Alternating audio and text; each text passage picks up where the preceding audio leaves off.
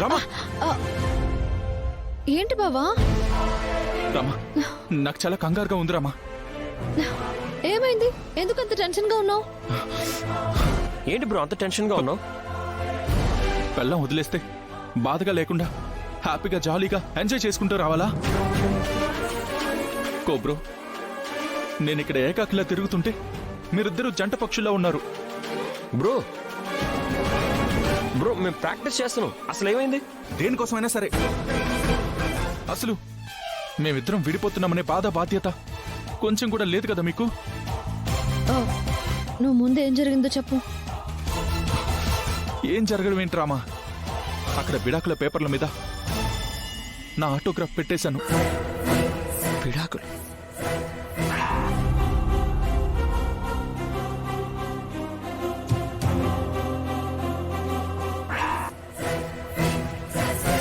ఇంకొన్ని రోజుల్లో నా పెళ్లి పెటాకులైపోతుంది. నువ్వు సంతకం పెట్టేశావా? అయ్యో అలా ఎలా పెట్టావు బ్రో? పెట్టకపోతే వేలి ముద్ర వేయించేలా ఉన్నారు బ్రో. అయినా సిచ్యుయేషన్ ఇంత పీక్స్కి వెళ్ళిపోయిందా? అక్కడుంది మామయ్య, ఆయన చెప్తే పెట్టకుండా ఎలా ఉంటాను చెప్పు? ఆ పేపర్లు తీసుకుని ఆద్య లాయర్ని కలవడానికి వెళ్ళింది.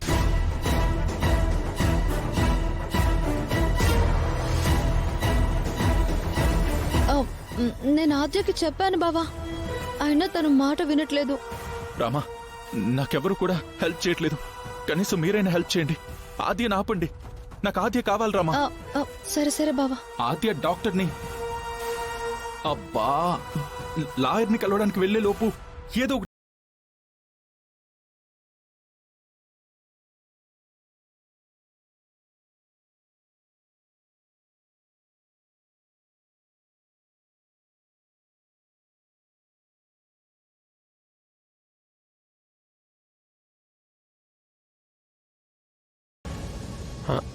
అర్థమయ్యేలా చెప్పురామా, ఏమంటున్నావు?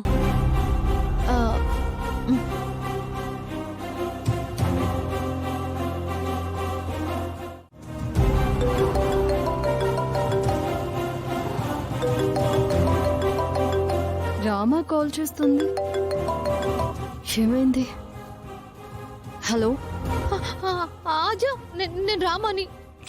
చెప్పు రామా. మా బావ సంతకం పెట్టేశాడా? పెట్టాడు. నువ్వు లాయర్ని కలవడానికి వెళ్తున్నావా? వెళ్తున్నాను. అదే విషయం. ఏమైంది రామా? మా బావ సూసైడ్ అటెంప్ట్ చేసుకున్నాడు. ఏంటి బ్రో?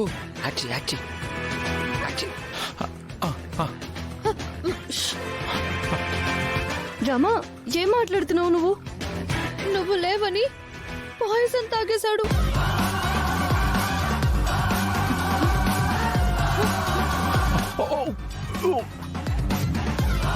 ఇప్పుడు హాస్పిటల్ కి తీసుకువెళ్తున్నాం. డాక్టర్ కష్టం అంటున్నారు. బావా నోటి నిండా వైట్ కలర్ నూరుగొస్తుంది. రామా నువ్వు నన్ను టెన్షన్ పెట్టుకో. ఆద్య ఆద్య ఆద్య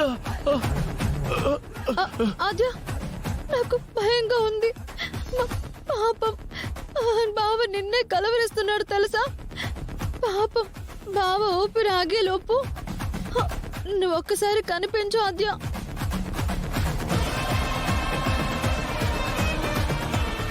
ఆద్య నువ్వు వస్తున్నావా? ఎక్కడ? ఏ హాస్పిటల్ చెప్పు. ఏ హాస్పిటల్? హాస్పిటలా? అది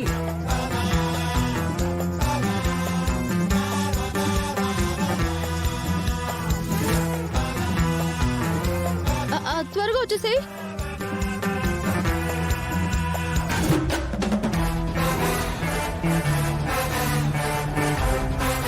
రామా ఇలాంటి ఐడియాలు ఎలా వస్తాయి నీకు? అదంతే సార్. ఇంతగా డాక్టర్ ఎవరు?